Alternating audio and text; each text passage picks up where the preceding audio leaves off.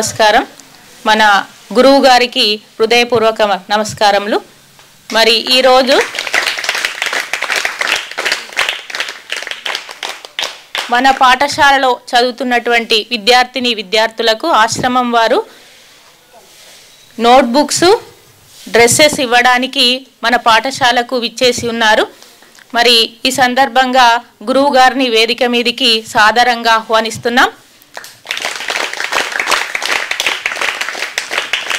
అదేవిధంగా మా పాఠశాల ఉపాధ్యాయ బృందం కూడా వేదికను అలంకరించవలసిందిగా కోరుచున్నాను. మేడమ్స్ సార్లు అందరూ కూడా, కవిత మేడం వేదిక మీద ఆసీనులు కావాల్సిందిగా కోరుచున్నాము. మరి మనందరికీ తెలుసు కదా, గురువుగారు మన పాఠశాలకు వస్తూనే ఉంటారు. మనకెప్పుడు కూడా ఏదో ఒకటి అందివ్వడానికి మన పాఠశాలకు వస్తూనే ఉన్నారు. అందరినీ కూడా వేదిక మీదకి సాదరంగా ఆహ్వానిస్తున్నాం.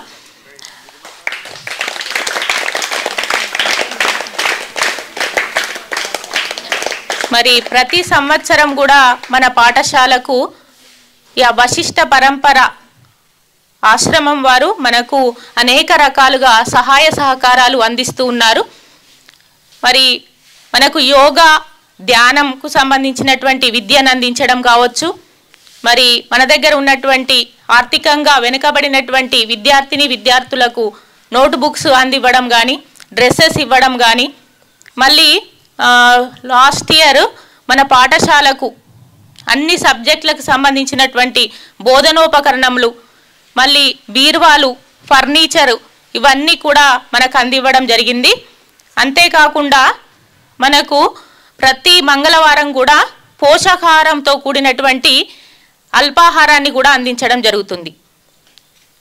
ఇది నిజంగా మనందరికీ కూడా చాలా ముఖ్యమైనటువంటి, ఎందుకంటే ఎదుగుతున్నటువంటి పిల్లలకు పోషకాహారం చాలా అవసరం. మరి మీకు పోషకాహారాన్ని అందించాలనేటువంటి సదుద్దేశంతో మనకు ప్రతి మంగళవారం కూడా మనకు అల్పాహారాన్ని అందిస్తున్నారు. ఈ సందర్భంగా మీరు గ్రాటిట్యూడ్ చప్పట్లు.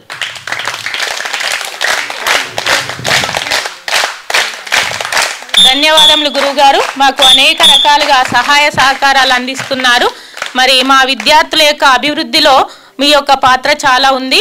మరి మానవ సేవే మాధవ సేవ. మరి సమాజంలో ఎన్నో రకాల వ్యక్తులు ఉంటారు.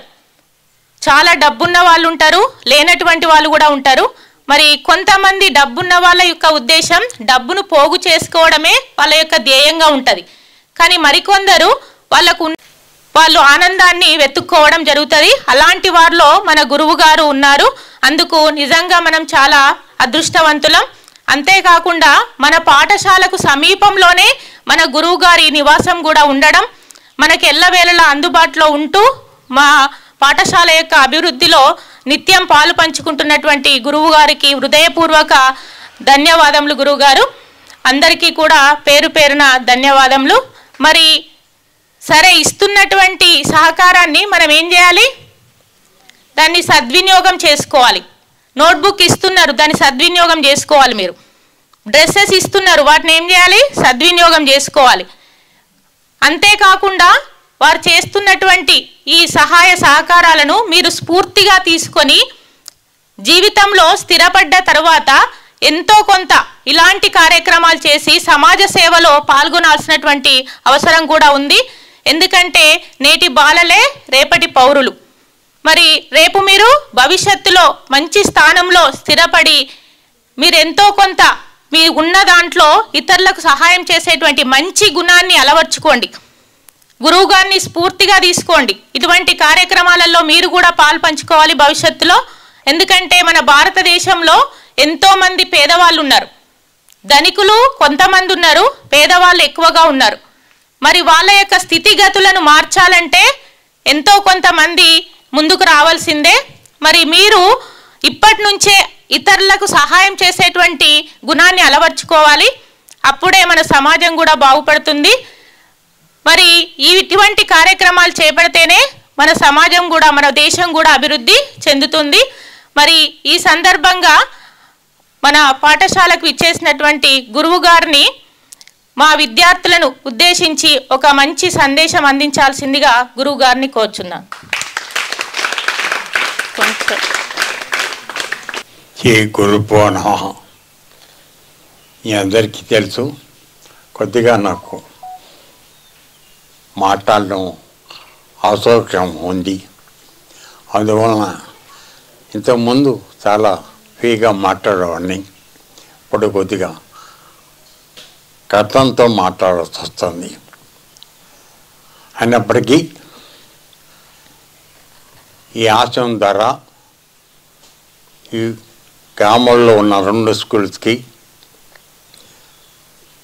ముఖ్యంగా పేద విద్యార్థులకి మాకు చేతనంతగా సహాయపడుతూ వాళ్ళు జీవితంలో ముందుకు వచ్చి చక్కగా రాష్ట్రానికి, మన దేశానికి ఉత్తమమైన సేవలు అందించాలనే ఉద్దేశంతో మాకు చేతనంతగా ఈ 2 స్కూల్స్కి చేసుకుంటూ వస్తున్నాము. ఈ సేవల్లో కూడా మాకు కొన్ని ఇబ్బందులు ఏర్పడుతున్నాయి గ్రామం ద్వారా. అయినా కూడా దాన్ని అధిగమించి మీ అందరికీ సేవ చేయడానికే నా శాక్తిశక్తుల ప్రయత్నం చేస్తాం. మీరందరూ కూడా చక్కగా చదువుకోండి, పైకి రండి. తర్వాత అమ్మ మీకు చెప్పాక మీరు పెద్దవాళ్ళు అయిన తర్వాత ఇంకొక మనిషికి ఎవరికైనా సహాయం పడే అవకాశం, ఆ విధంగా మీరు మారాలని, జీవితంలో ముందుకు రావాలి. ఇప్పుడు మాత్రం మీరు కేవలం చదువు పట్ల మీ పూర్తి ఏకాగ్రతని పెట్టుకుని ముందుకు రావాల్సిందిగా కోరుతున్నాను. నాకు కొద్దిగా ఆరోగ్యం మళ్ళీ చనబడితే ఇదైతే ఇంకొకసారి మన స్కూల్లో జీవన తత్వయోగన మళ్ళీ చేద్దామని అనుకుంటున్నాను. అది ఎప్పుడు వీలుతుంది చెప్పాను, చేద్దాం తప్పకుండా చేసి మీ అందరినీ ఒక శక్తి క్షేత్రాలుగా మార్చాలనేది నా ఉద్దేశం. మీ లోపల శక్తి ఉంది, దాన్ని ఎలా బయటికి తీసుకొచ్చి మీ నుంచి అనంతమైన శక్తిని బయటికి తీసుకొచ్చి మీరందరూ కూడా ఆ శక్తి సహాయంతో పైకి వచ్చి ఇంకొకరికి సహాయపడంగా మీకు మిమ్మల్ని సరిదిద్దాలని ప్రయత్నం చేస్తున్నాను. భగవంతుడు నాకు ఆ ఆయుష్ని, శక్తిని ఇవ్వాలని ప్రార్థన చేస్తూ మీ అందరూ కూడా చల్లగా ఉండాలి అని కోరుతూ ఇంకొకసారి లోకా సమస్తాకులను బాగుంటాం. ధన్యవాదములు గురువుగారు. మరి మనకు ఒకసారి ఆల్రెడీ యోగా నేర్పించారు కదా, మీరందరు నేర్చుకున్నారు. ఒక 6th క్లాస్ వాళ్ళు లేకపోవచ్చు. మరి మీరు గురువుగారు చెప్పినవి పాటిస్తున్నారా? మరి ఏకాగ్రత పెరుగుతుంది అని చెప్పడం జరిగింది ధ్యానం చేస్తే. మరి శారీరకంగా, మానసికంగా ఆరోగ్యంగా ఉండాలంటే యోగా చాలా అవసరం. మరి ప్రతి ఒక్కరూ కూడా మార్నింగ్ ధ్యానం చేయడానికి ప్రయత్నం చేయండి. మరి గురువు గారి శ్రమను వృధా పోనివ్వకుండా మీరు ధ్యానం చేసినట్లయితే మీ చదువులో రాణించగలుగుతారు, ఏకాగ్రత పెరుగుతుంది, జ్ఞాపక శక్తి కూడా పెరుగుతుంది.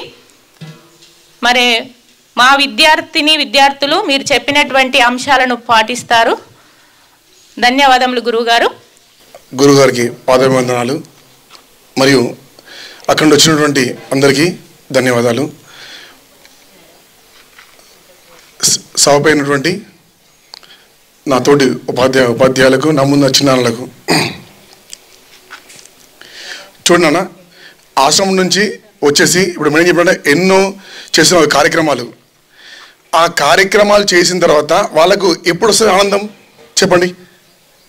మీకైతే ఇప్పుడు వస్తుంది ఆనందం, మీకు ఆనందం వస్తుంది, మరి వారికి ఎప్పుడు ఆనందం వస్తుంది? ఒక చిన్న స్టోరీ అన్న నేను విన్నాను, అది చాలా ఇన్స్పైరింగ్ స్టోరీ.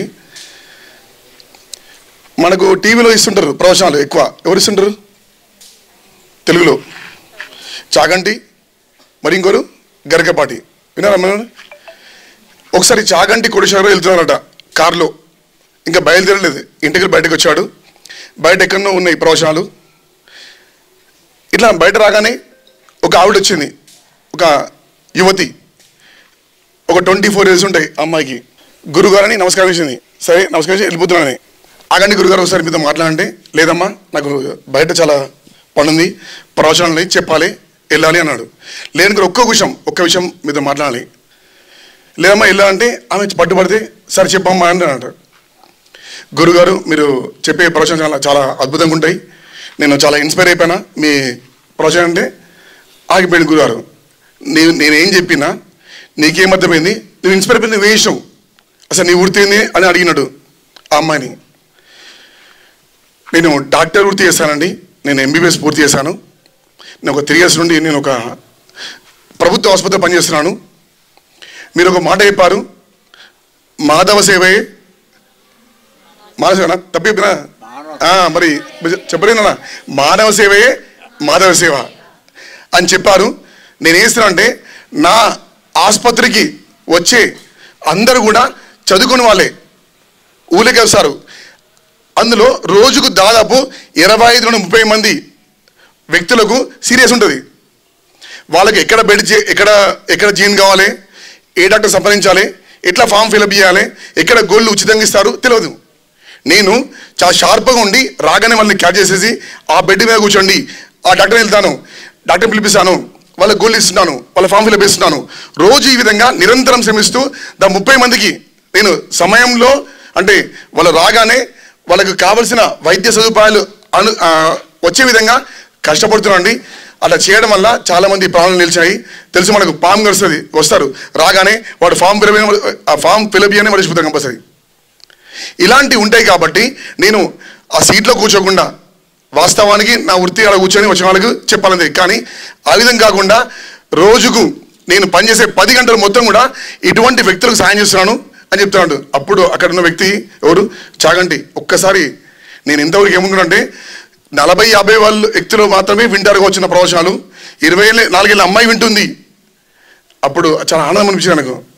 అదేవిధంగా చెప్పేవారికి చేసేవారికి ఎప్పుడు ఆనందం వేస్తుంటే విన్న వ్యక్తులు కూడా మంచి అభివృద్ధి చెంది మంచి బాహుబలుగా తీర్చిదిద్దబడి ఆ దేశం సేవ చేస్తుంటే, పలానా నేను వెలుగట్టు పాఠశాల చదువుకున్నాను, మా గురువు గారు మాకు సాయం చేశారు, నేను ఈ స్థాయిలో చెప్తుంటే ఆ మాట వింటే ఎంతో ఆనందం వస్తుంది వాళ్ళకు.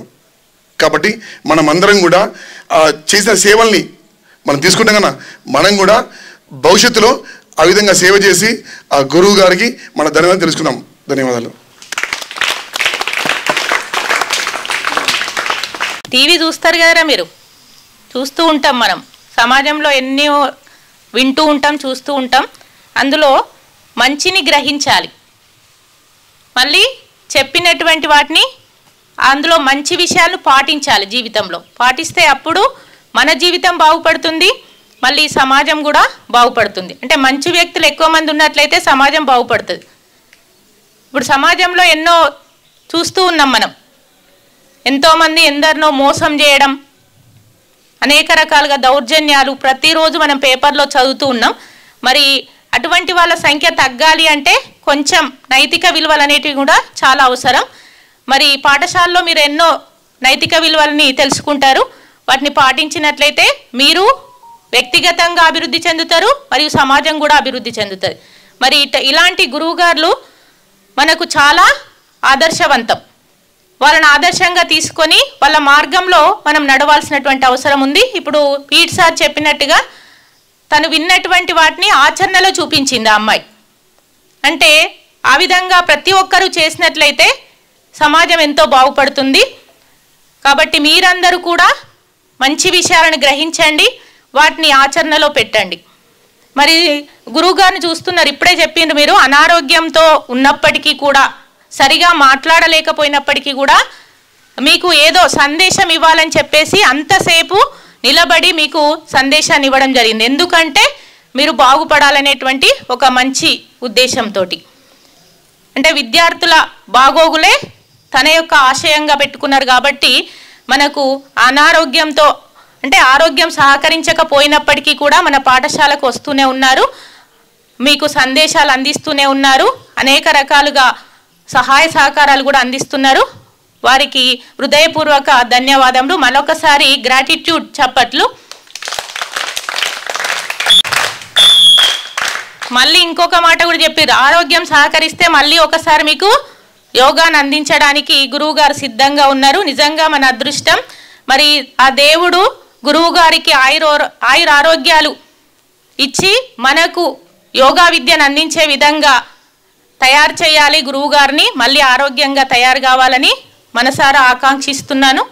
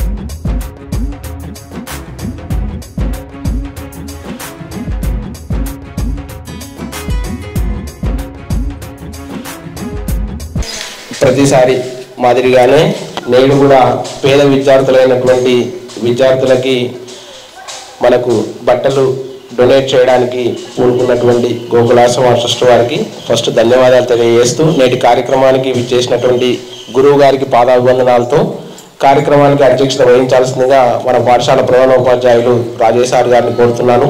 అదేవిధంగా ట్రస్ట్ నిర్వాహకుల్ని వారిని కూడా వేదిక మీదకి రావాల్సిందిగా కోరుతున్నాను. అదేవిధంగా పాఠశాల ఉపాధ్యాయులు, సీనియర్ ఉపాధ్యాయులు శ్రీమతి సరిత మేడం గారిని వేదిక మీదకి రావాల్సిందిగా కోరుతున్నాం. మేడం రండి. అదేవిధంగా తోటి సహ ఉపాధ్యాయులు శ్రీమతి ఉమామహేశ్వర్ గారిని మేడం, అదేవిధంగా పాఠశాల ఉపాధ్యాయ మిత్రులు లలిత మేడం గారికి కూడా స్వాగతం తెలియజేస్తూ, నేటి కార్యక్రమంలో భాగంగా మనకి ప్రతి సంవత్సరం గోకులాశ్రమ ట్రస్ట్ వారి చేత మన పాఠశాలలో ఉన్నటువంటి పేద విద్యార్థులు అంతేకాకుండా మనకు ప్రతి మంగళవారం నాడు మనకి రోజు మార్నింగ్ 9:30 కల్లా న్యూట్రిషన్ ఫుడ్ వస్తుందా? ఎవ్రీ ట్యూస్డే ఏమొస్తున్నాయి నాన్న? పల్లీలు కానివ్వండి, గుడాలు కానివ్వండి, బొబ్బర్లు కానివ్వండి, ఏదో ఒకటి వస్తుందా? వాటి పౌష్టికాహారం అనేది మనకి ప్రతి మంగళవారం కూడా వస్తుంది. ఎందుకంటే విద్యార్థులు పౌష్టికంగా బలంగా ఉన్నప్పుడే వారికి విద్య అబ్బుతుందనేటువంటి సదుద్దేశంతో వారి కార్యక్రమానికి పూనుకొని నిరాటంకంగా దాన్ని కొనసాగిస్తూ ఉన్నారు. అదేవిధంగా అనేక కార్యక్రమాలు చేస్తూ ఉన్నారు గోకులాశ్రమ ట్రస్ట్ ద్వారా. మన ఒక్క పాఠశాలనే కాదు, చాలా పాఠశాలలు సరౌండింగ్ ఈ చుట్టుపక్కల ఉన్నటువంటి అన్ని గ్రామాలను కూడా వారు తీసుకొని అన్ని గ్రామాల పాఠశాలలోని విద్యార్థులందరికీ కూడా ట్రస్ట్ ద్వారా పౌష్టికాహారాన్ని అదేవిధంగా వస్త్రాలను వాళ్ళు డొనేట్ చేస్తూ ఉన్నారు. వారికి కూడా మా పాఠశాల తరఫున ప్రత్యేక కృతజ్ఞతాభివందనాలు తెలియజేస్తూ కార్యక్రమాన్ని ఉద్దేశించి మాట్లాడవలసిందిగా మన పాఠశాల ప్రధానోపాధ్యాయులు రాజేష్ సార్ గారిని కోరుతున్నాం. ఈరోజు శుభదినం. మరి ప్రతి సంవత్సరం మనకు ఆశ్రమం నుంచి గురువు గారి చేత దసరా ముందు మనకు హిందువులకు పెద్ద పండుగ అంటే పిల్లలందరూ కూడా దసరా పండుగ. ఆ దసరా పండుగ రోజు ముందు మన పాఠశాల చదివేటువంటి పేద విద్యార్థులకు గురువుగారి ఆశ్రమం ద్వారా పిల్లలకు దుస్తుల పంపిణీ కార్యక్రమము ఈరోజు స్టార్ట్ అయింది. ఆ కార్యక్రమానికి విచ్చేసినటువంటి ఆశ్రమ వ్యవస్థాపకులు గురువుగారికి పాఠశాల తరపున స్వాగతం సుస్వాగతం తెలియజేస్తూ, అదేవిధంగా వారి సన్నిహితులు వారిలో వర్కర్స్ అయినటువంటి వాళ్ళందరికీ కూడా పేరు పేరున పాఠశాల తరపున కృతజ్ఞతలు స్వాగతం తెలియజేస్తూ, మరి మాతాగారికి కూడా వారికి ఆరోగ్యరీత్యా కొంత ఇబ్బంది ఉన్నప్పటికీ కూడా ప్రతి సంవత్సరం వచ్చారు వాళ్ళు. ఈసారి మరి అక్కడనే ఉన్నారని గురువుగారిని అడగడం కూడా జరిగింది. వారి కూడా పాఠశాల తరపున పిల్లల తరపున మా అందరి తరపున మాతాజీ కూడా కృతజ్ఞతలు తెలియజేస్తూ ఉన్నాం. ముఖ్యంగా పాఠశాలలో గత 6-7 సంవత్సరాల నుంచి, నేను ఇక్కడికి వచ్చి 18 నుంచి ఇప్పుడు 7 సంవత్సరాలు పూర్తయిన నుంచి కూడా ప్రతి సంవత్సరము మన పాఠశాల యందు ప్రేమ అనురాగాలతో గురువుగారు ఏదో రకంగా వారికి ఆశ్రమం నుంచి సహాయ సహకారాలు అందిస్తూనే ఉన్నారు. మొన్న కూడా మేము పోయిన సంవత్సరము మరి పిల్లల పౌష్టికాహారం, పిల్లలు చాలా చిన్నపిల్లలు పల్లెటూరులో సరి అయిన పౌష్టికాహారం తినడం లేదు, వాళ్ళకి ఏ విధమైనటువంటి సహకారాన్ని మనం అందించగలుగుతాం అనేటువంటి మా అమ్మల అందరినీ కూడా పిలిపించడం జరిగింది. ఆశ్రమంకి వెళ్ళాం మేము, ఒక 6-8 పాఠశాల ప్రధానోపాధ్యాయులు అందరం కూడా. మరి అందరితో చర్చించి మనం ఫస్ట్ పిల్లలకు చిన్న వయసులో పౌష్టికాహారం అందిస్తే పెద్ద తర్వాత వాళ్ళు మంచి బలంగా దృఢంగా చదవడం కూడా జ్ఞాపక శక్తి పెరుగుతుందనే ఉద్దేశంతో గురువుగారు మాతాజీ గారు మాట్లాడి మరి 8 పాఠశాలల్లో వారానికి ఒక రోజు చొప్పున పిల్లలకు పౌష్టికాహారం అందిస్తారు. వారికి మనం ఎప్పుడు కూడా కృతజ్ఞతలు తెలియజేయాలి, వారి సదా వాళ్ళ సేవలోనే మనం ఉండాలని కోరుకుంటూ, మరి ఆ పౌష్టికాహారం మనకు ప్రతి వారంలో మంగళవారం రోజు వస్తుంది, పిల్లలకు అందజేయడం కూడా జరుగుతుంది. అది మేము చాలామంది కూడా చెప్పడం జరిగింది గురూజీ, వాళ్ళందరూ మంచి పౌష్టికాహారాన్ని అందిస్తున్నారు, మీకు చాలా సహకారాలు అందిస్తున్నటువంటి గురువు గారికి కృతజ్ఞత తెలియజేస్తూ, మరి ప్రతి సంవత్సరం కూడా పిల్లలకు నోట్బుక్స్, పెన్స్, బట్టలు ఇవ్వడం కూడా జరుగుతుంది. ఇది గత 7 సంవత్సరాలుగా జరుగుతున్నటువంటి కార్యక్రమం. మరి ఎప్పుడు కూడా మనం ఏదైనా విషయము అడిగితే వెంటనే వారికి తోచిన విధంగా సహాయం చేయడం. వారి అబ్బాయి ద్వారా కూడా మనకు ఇవాళ ఇక్కడ ఈ కుర్చీలో ఒక ఫర్నిచర్ అందించారు వాళ్ళు. వారికి కూడా ఈ సందర్భంగా కృతజ్ఞత తెలియజేస్తున్నాం. అంటే మనకి పాఠశాల పిల్లలకు, ప్రభుత్వ పాఠశాల చదివే పిల్లలందరూ కూడా పేద పిల్లలే కాబట్టి వారికి అందిస్తేనే మేలు జరుగుతుంది, మంచి జరుగుతుందని ఒక మంచి ఉద్దేశంతో మరి వాళ్ళు ఎన్నుకున్నటువంటి పాఠశాలల్లో వారి యొక్క కార్యక్రమాలు చేపడుతూ ఉన్నారు. వాటిని కూడా మనం సద్వినియోగం చేసుకొని మరి గురువు గారి ఆశ్రమ పేరు, వారి పేరు మనం ముందు ఉంచాలి. ఎప్పుడైనా వారి యొక్క ఆశీస్సులతోని వాళ్ళతోని ఇవాళ మన పిల్లలకు పౌష్టికాహారము, పేద పిల్లలకు బట్టలు పంపిణీ జరుగుతుందంటే వారి యొక్క ఆధ్వర్యంలో, వారి యొక్క ఆశీస్సులతోనే జరుగుతుంది. కాబట్టి మన అందరం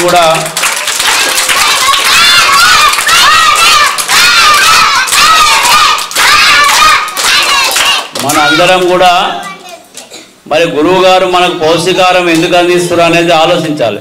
ఎందుకు అందిస్తారు అంటే పిల్లలు మంచి జ్ఞాపక శక్తి, మంచి ఆలోచన శక్తి పెరిగి బాగా చదివి పేరు తేవాలన్నటువంటి ఒక మంచి దృఢ సంకల్పంతో వాళ్ళు మనకు ఆ విధంగా అందిస్తారు. మరి మనం ఏం చేయాలి? పౌష్టికాహారము, బట్టలు, నోట్బుక్స్ అని ఉపయోగించుకొని మనకి ఇచ్చినటువంటి పంపిణీ చేసినటువంటి వాళ్ళను జ్ఞాపకించుకుంటూ మనం ముందుకు పోయి బాగా చదివి మంచి పేరు తెచ్చి మనకు తోచిన విధంగా ముందు మరి ఆశ్రమాలకు కానీ, గురువు గారు కానీ, ఇతరులకు ఎవరికైనా సహాయ సహకారాలు అందించేటువంటి ఒక మంచి అలవాటును నేర్చుకోవాలని ఈ సందర్భంగా మీ అందరికీ కూడా కోరుతున్నాను. మరి అదేవిధంగా పాఠశాలలో అన్ని కార్యక్రమాలకు విలేజ్లో అంటే మనకు విలేజ్ విషయాలు వేరు, కానీ మనకు జరిగే ప్రతి విషయంలో వాళ్ళు ఎప్పుడు తోడ్పాటు ఉంటున్నారు. మరి మన ఉన్నటువంటి మన సత్యనారాయణ అడ్వకేట్ గారు కూడా ఏ విషయం ఉన్నా సార్కి ఇట్లా ఉంది, మరి గురువుగారు చెప్పారు మీరు రాండి అనే విషయం కూడా ఎమ్మడెమ్మడే మనకు అందిస్తారు. వారు కూడా ప్రత్యేకంగా ఈ సందర్భంగా వచ్చినటువంటి వాళ్ళందరూ కూడా కృతజ్ఞత తెలియజేస్తూ మరి ఇంకా పిల్లలకు వారికి తోచిన విధంగా సహాయ సహకారాలు అందించాలని కోరుకుంటూ మరి ఈ సందర్భంగా గురువుగారిని పిల్లలకు సందేశం ఇవ్వాల్సిందిగా కోరుతున్నాను. పిల్లలందరికీ ఆశీస్సులు, పెద్దవాళ్ళకి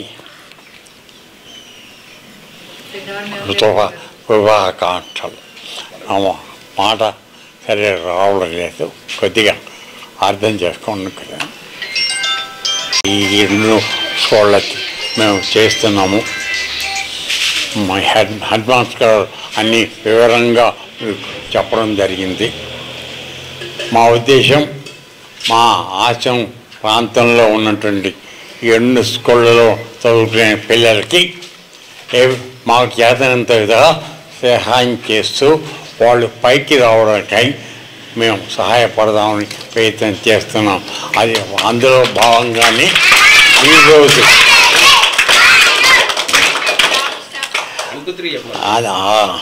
ఈరోజు అది అందుకోసంగానే ఇక్కడ రావడం జరిగింది.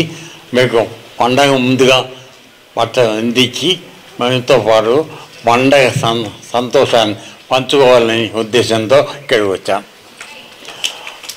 ఓకే, కాబట్టి అందరూ చక్కగా సంతోషంగా నా దసరా పండగ చేసుకుందాం. తర్వాత మళ్ళీ స్కూల్స్ ఓపెన్ చేసిన తర్వాత మీ కర్తవ్యం అయినటువంటి మంచిగా చదువుకొని పైకి రావాలి. మీరు పెద్దవాళ్ళు అయిన తర్వాత కూడా ఈ రాష్ట్రానికి దేశానికి కూడా మీ సేవలు అందించి మన ప్రధాని చేస్తున్న ప్రయత్నంలో భాగంగా మేమందరూ కూడా మంచిగా ముందుగా వచ్చి దేశాన్ని, రాష్ట్రాన్ని బాగు చేయడానికి ప్రయత్నం చేయాలి. అలా మీరందరూ రావడానికి మాకు చదువుతున్న విధంగా మేము సహాయం చేస్తూ మేమందరూ కూడా మంచిగా ఉండాలని కోరుతూ మీ అందరికీ ఆశీస్సులు అందజేస్తూ దసరా శుభాకాంక్షలు కూడా తెలియపరుస్తూ మీ అందరూ బాగుండాలని చెప్తున్నాను. లోకా సంస్థ వార్త. ఈ ఇరువురు కూడా వృత్తిరీత్యా అడ్వకేట్స్. వాళ్ళు సంగారెడ్డిలో ప్రాక్టీస్ చేసేవాడు. అయితే ఇక్కడ ఆశ్రమంలో నేర్పబడుతున్నటువంటి ఆధ్యాత్మిక విద్య పొందాలనే ఉద్దేశంతో వారు మొత్తం కుటుంబంతో ఇక్కడికి వచ్చేసి మన దగ్గర ఆశ్రమంలోనే ఉంటున్నారు. సో అటువంటి మహానుభావులు కాబట్టి వాళ్ళు మీకు పరిచయం చేయటం ఎందుకు చేస్తున్నాం అంటే ప్రతి మానవుడు కూడా ఒక ఆశయం కోసం జీవించాలి. దాన్ని పొందడానికి అవసరమైతే దేన్నైనా సాగం చేసి దాన్ని సొందడానికి ప్రయత్నించాలి. కాబట్టి ఏ ఆశయం లేకుండా జీవితాన్ని బతుకోవడం మానవుడుగా మనం చేయాల్సిన పని కాదు. ఉదాహరణగా వాళ్ళు ఉన్నారు కనుక మేము మీకు పరిచయం చేసి వారి నుంచి మీరు పూర్తి పొందాలనే ఉద్దేశంతో మాట్లాడమని చెప్పాను. Thank you.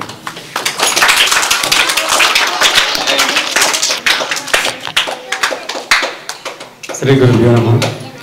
హలో పిల్లలు, మొదట మీకు అందరికీ దసరా సందర్భంగా అనుకోండి, ఏదన్నా అనుకోండి, నూతన వస్త్రాలు గురువుగారి చేతుల మీదుగా మీరు అందుకుంటున్నందుకు నాకు చాలా సంతోషంగా ఉంది. మీరు కూడా చాలా సంతోషంగా ఫీల్ అవుతున్నారని చెప్పేసి నేను అనుకుంటున్నాను.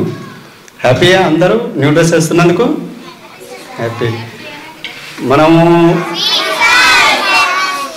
ఇప్పుడు మీరు రెగ్యులర్గా మీరు ఇక్కడ స్కూల్కి వస్తుంటారా?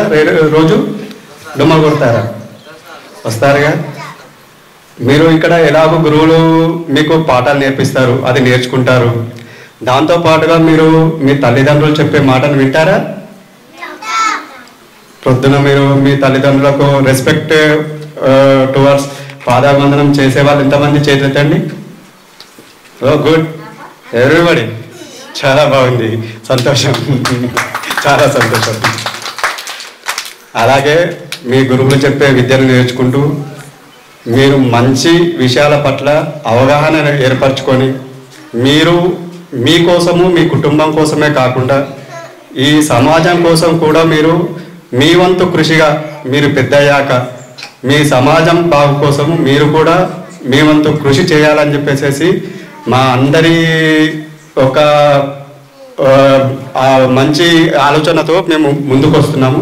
మీరు కూడా అదే విధంగా ముందుకు రావాలి అని చెప్పేసి మా తరఫున మీ ఉపాధ్యాయుల తరఫున కూడా చెప్తున్నాము. కాబట్టి మీరు మంచిగా చదువుకొని మీరు ప్రయోజకులయ్యి మీ ఇంటికి, మీ ఊరికి, మన దేశానికి మనం అందరం ఉపయోగపడాలని చెప్పేసి నేను కోరుకుంటున్నాను. అలాగే ఉంటాం కదా మనం అందరము.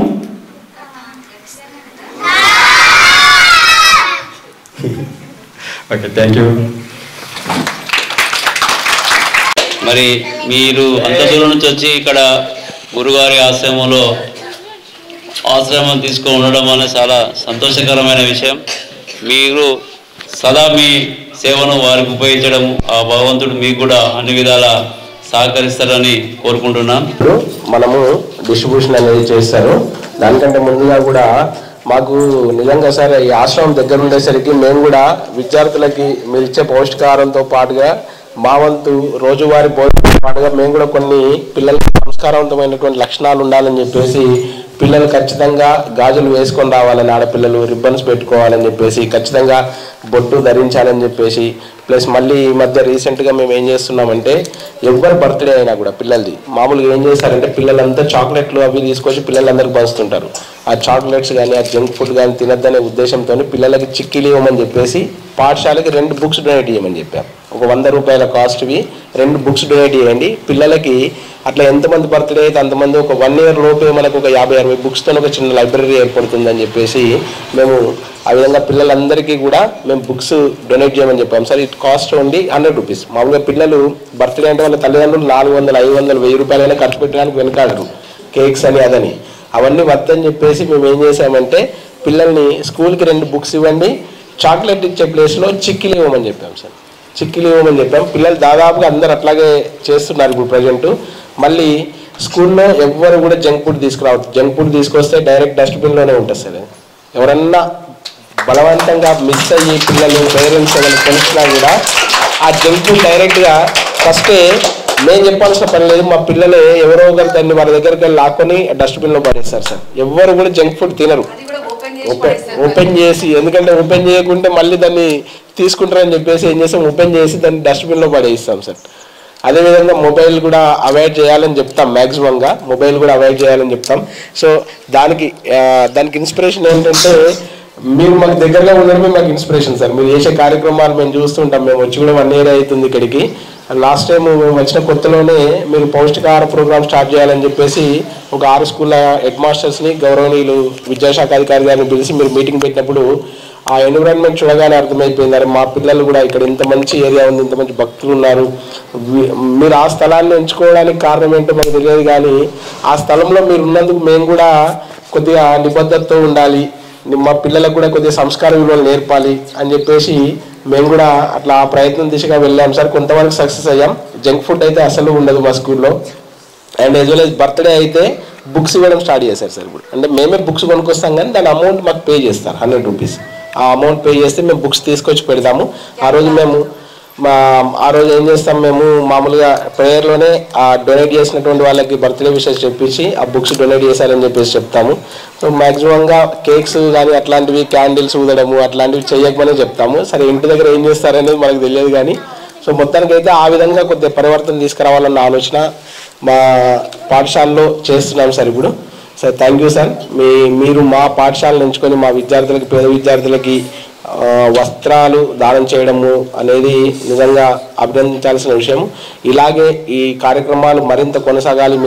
మీరు మరింత ఆయురారోగ్యాలతో ఉంటూ ఈ కార్యక్రమాలని ఇంకా చాలామంది విద్యార్థులకు విస్తరించాలని చెప్పేసి మా పాఠశాల ఉపాధ్యాయ బృందం తరఫున, అదేవిధంగా మా విద్యార్థుల తరఫున మీకు మేము కృతజ్ఞతలు తెలియజేస్తున్నాం sir. Thank you very much sir. Thank you. మీరు రండి ఒకసారి అందరూ